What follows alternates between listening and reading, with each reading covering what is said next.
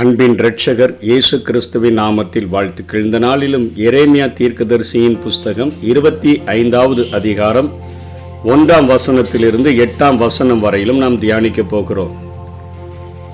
இந்த அதிகாரத்தில் யோசியாவின் குமாரனாகிய யோயாக்கீம் என்கிற யூதாவினுடைய ராஜாவின் 4ஆம் வருஷத்துக்கு சரியான பாபிலோன் ராஜாவாகிய நேபுகாத்நேச்சார் அரசாண்ட 1ஆம் வருஷத்துல யூதாவின் ஜனம் அனைத்தையும் குறித்து எரேமியாவுக்கு உண்டான வார்த்தை என்று இங்கே தொடங்குகிறதை பார்க்கிறோம். அவர் இந்த அதிகாரத்தை அவர் எழுதும் பொழுது அவர் சொல்லுகிறார், இந்த தீர்க்க தரிசனம் நான் உரைக்க தொடங்கி 23 ஆண்டுகள் ஆகிவிட்டது. 23 ஆண்டுகளாக நான் உங்களுக்கு தீர்க்க தரிசனம் உரைத்து வருகிறேன் என்று சொல்லுகிறார். எரேமியா மொத்தம் 53 ஆண்டுகள் அவர் தீர்க்க தரிசனம் உரைத்ததாக கருதப்படுகிறது. கிமு 627 கிமு 574 வரையிலும் அவர் தீர்க்கதரிசியாக அவர் தீர்க்க தரிசனம் உரைத்ததாக கருதப்படுகிறது. இங்கே யோயாக்கீம் அவன் அரசாண்ட 4வது வருஷத்தில் என்று இங்கே தொடங்குகிறது. இதை தானியேல் 1ஆம் அதிகாரம் 1ஆம் வசனத்தில் அவன் முதல் ஆண்டு 3வது ஆண்டு என்று குறிப்பிடுகிறதை நாம் பார்க்கிறோம். இது பாபிலோனிய அரசு முறை கணக்காக கருதப்படுகிறது. பாபிலோனியர்கள் முதல் ஆட்சி ஆண்டு முடிந்த பின்னரும் அடுத்த ஆண்டையே முதல் ஆட்சி ஆண்டாக எண்ணுவர். முடிந்த ஆண்டை அவர்களது 1வது ஆண்டு என்று கருதுவர். ஆகவே இங்கே தானியேல் எழுதும் பொழுது அங்கே பாபிலோனியர்களுடைய அந்த அரசு முறை கணக்கின்படி 3வது ஆண்டிலே என்று எழுதுகிறதை பார்க்கிறோம். யோயாக்கீம் ஆண்ட 3ஆம் வருஷத்தில் என்று தானியேல் குறிப்பிடுகிறார். இங்கே எரேமியாவின் புத்தகத்தில் யோயாக்கீம் ஆண்ட அந்த 4வது வருஷம் என்று குறிப்பிடப்படுகிறது. இந்த அதிகாரத்தில் எரேமியாவினுடைய முக்கியமான செய்தி என்ன, எரேமியாவின் தீர்க்க தரிசனத்தினுடைய மைய செய்தி தான் என்ன அப்படின்னு சொன்னீங்கன்னா, 4ஆம் வசனத்திலிருந்து அவர் அங்கே 7ஆம் வசனம் வரையிலும் சொல்லுகிற காரியங்கள் அவர் சொல்லுகிறார், நீங்க ஆண்டவரிடம் திரும்புங்கள், அதாவது மனம் திரும்புங்கள், அப்பொழுது ஒருவேளை உங்கள் நாட்டிலேயே ஆண்டவர் இருக்க அனுமதிப்பார் என்பதுதான் அவருடைய மைய செய்தி. நீங்க மனம் திரும்பினீங்கன்னா நீங்க சிறையிருப்புக்கு போக மாட்டீங்க, இந்த தேசத்திலேயே ஆண்டவர் அமர பண்ணுவார் என்கிற காரியத்தை தான் அவர் தீர்க்க தரிசனமாக மைய செய்தியாக வைத்து வலியுறுத்தி வந்ததை நாம் பார்க்கிறோம்.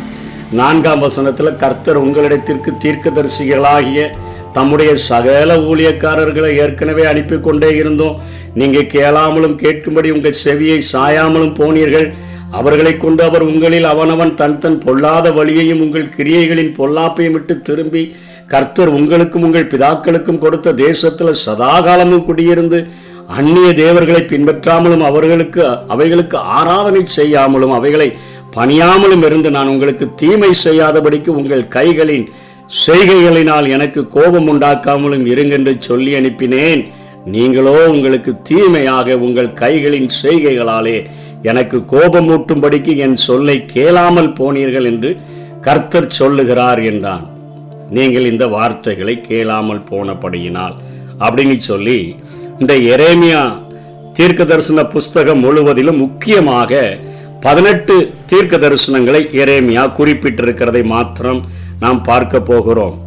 எரேமியாவினுடைய முக்கியமான 18 தீர்க்க தரிசனங்கள் இந்த புத்தகத்தில் அடங்கியிருக்கிற காரியம் என்ன, எருசலேமினுடைய வீழ்ச்சி, அதாவது யூதாவின் தலைநகரமாகிய எருசலேம் அழிக்கப்பட்டுவிடும் என அவங்களுடைய நம்பிக்கை எல்லாம் இந்த சிங்காசனத்தில், தாவீதின் சிங்காசனத்தில் எப்படியும் ஒரு ராஜா வீற்றிருப்பார், இந்த தலைநகராகிய எருசலேமை யாரும் தொட முடியாது அப்படிங்கிற நம்பிக்கையில் இருந்தாங்க. ஆனால் எரேமியா 1ஆம் அதிகாரம் 14 16 வரையிலும், 4ஆம் அதிகாரத்தில் 5 9 வரையிலும், 5ஆம் அதிகாரத்தில் 15 17 வரையிலும், 6ஆம் அதிகாரத்தில் 1 6 வரையிலும் எருசலேமினுடைய வீழ்ச்சியை குறித்து எரேமியா தீர்க்க தரிசனம் உரைத்திருக்கிறார். அதே போல இந்த தேவாலயமும் அழிக்கப்பட்டுவிடும். அவர்களுடைய நம்பிக்கை என்ன, இது ஆண்டவருக்காக சாலமோனால கட்டப்பட்ட ஆலயம், ஆண்டவர் தங்கி வாசம் பண்ணுகிற ஒரு ஆலயம், இந்த ஆலயத்தை போய் ஆண்டவர் அழிப்பாரோ அப்படிங்கிற காரியங்கள் இருந்த நாட்களில் எரேமியாவின் மூலமாக தேவாலயத்தினுடைய அழிவும் சொல்லப்படுகிறது. எரேமியா 7ஆம் அதிகாரம் 11ஆம் வசனத்திலிருந்து 15ஆம் வசனம் வரையிலும், 26ஆம் அதிகாரம் 6லிருந்து 9 வரையிலும் இந்த காரியங்களை குறித்து எரேமியா தீர்க்க தரிசனம் உரைக்கிறார். அதே போல யோயாக்கீம் அரசரினுடைய புலம்பல் அற்ற ஒரு அடக்கம். அவன் புஸ்தக சுருள கத்தினால வெட்டி தீயில போட்டு கொளுத்திட்டான். அவன் மரித்த போது அவனுக்காக தேசத்துல யாருமே புலம்ப மாட்டாங்க. அப்படிப்பட்ட ஒரு அடக்கம் நடத்தப்படும் என்று சொல்லி அங்கே எரேமியா 36ஆம் அதிகாரம் 27ஆம் வசனத்திலிருந்து 30ஆம் வசனம் வரையிலும் இது சொல்லப்படுகிறது.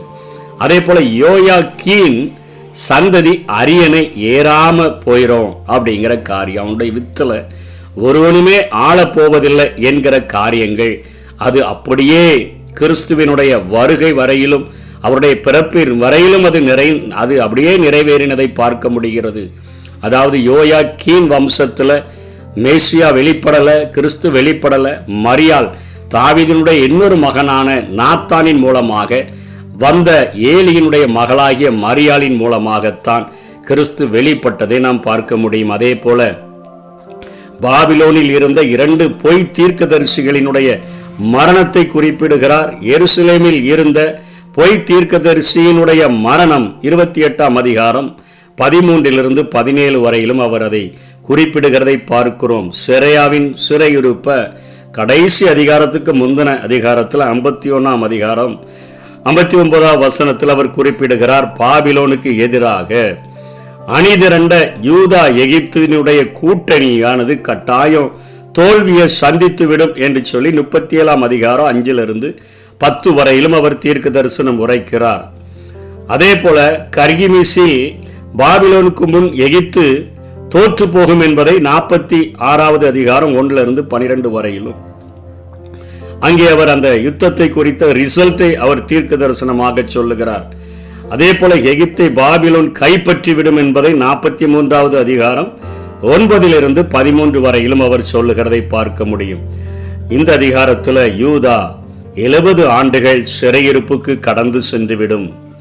அதற்கு பின்பாக 70வது ஆண்டுகளுக்கு பின்பாக 27 அதிகாரத்தை 19லிருந்து 22 வரை 30ஆம் அதிகாரம் 3, 10, 11 18ஆம் அதிகாரம் 18ஆம் வசனத்திலிருந்து 21ஆம் வசனம் வரையிலும் 70 ஆண்டுகளுக்கு பின்பானது பாபிலோனிலிருந்து யூத ஜனங்கள் திரும்பி வருவார்கள் என்கிற தீர்க்க தரிசனத்தை குறிக்கிறார்.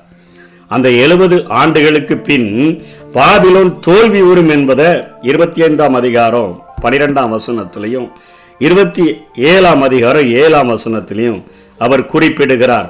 சிதேக்கியாவின் சிறையிருப்பை 21ஆம் அதிகாரம் 3லிருந்து 7 வரையிலும் அவர் குறிப்பிடுகிறார். பாபிலோனின் சிறையில சென்ற மக்களுக்கு ஆண்டவர் பராமரிப்பை தருவார் என்று சொல்லிதான் அந்த அத்திப்பழ கூடையை குறித்து 24ஆம் அதிகாரம் 1லிருந்து 7 வரையிலும் நம்ம பார்த்தோம். அதே போல இஸ்ரவேலர்களானவர்கள் இறுதியாக கூட்டி சேர்க்கப்படுவார்கள் என்பதை 30வது அதிகாரத்திலையும், இஸ்ரவேலர்கள் இறுதியில் தேசத்துல அவர்கள் வாழுவார்கள் என்கிற காரியத்தோடு கூட 1000 வருட அரசாட்சியில அவர்கள் எல்லாரும் கூட்டி சேர்க்கப்படுவார்கள் என்கிறத 30ஆம் அதிகாரம் 18ஆம் வசனத்திலிருந்து 21 வரையிலும், 31வது அதிகாரம் 38, 39 வசனங்களிலும், 33வது அதிகாரம் 7ஆம் வசனத்திலிருந்து 9ஆம் வசனம் வரையிலும் இஸ்ரவேலர்கள் திரும்ப கூட்டி சேர்க்கப்படுவார்கள் என்கிற தீர்க்க தரிசனங்கள் அடங்கிய ஒரு புத்தகத்தை தான் எரேமியா எழுதியிருக்கிறதை பார்க்க முடிகிறது. தலைநகரின் அழிவு,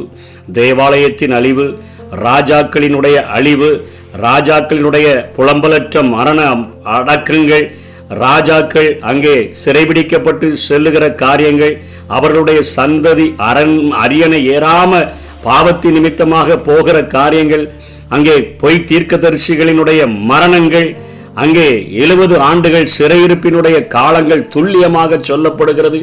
70 ஆண்டுகளுக்கு பின்பாக பாபிலோனுடைய வீழ்ச்சி, அதற்கு பின்பாக திரும்பி வருதல், 1000 வருட அரசாட்சியில அவர்கள் இந்த பூமியிலேயே இயேசு கிறிஸ்துவினுடைய அந்த ஆட்சியின் கீழாக இருந்து உலகம் முழுவதையும் ஆளுகிற ஒரு காரியம் நடக்கும் என்கிற தீர்க்க தரிசனங்கள் அடங்கிய புத்தகத்தை தான் எரேமியா எழுதியிருக்கிறார். அவருடைய மைய செய்தி, மனம் திரும்புங்கள், ஒருவேளை உங்கள் நாட்டிலேயே இருக்க அனுமதிப்பார் என்பதே. இந்த நாட்களிலும் நம்முடைய வாழ்க்கையில் ஆண்டவருடைய சொற்களுக்கு கீழ்ப்படிந்து இருந்தோம் என்று சொன்னால் அவருடைய பரிபூரண சித்தம் நம்முடைய வாழ்க்கையில் அது நிறைவேறக்கூடியதாக இருக்கும். நம்ம அவர் சொல்லியும் கேட்காம கீழ்ப்படியாம இருந்தோன்னு சொன்னால் அநேக நேரங்களில் ஆண்டவர் நம்ம சிறையிருப்புக்குள்ள அனுப்பித்தான் நம்மளை முழு இருதயத்தோடு கூட அவரை பின்பற்றுகிறவர்களாக மாற்ற முடியும். முழு இருதயத்தோட, முழு மனதோட, முழு பலத்தோட, முழு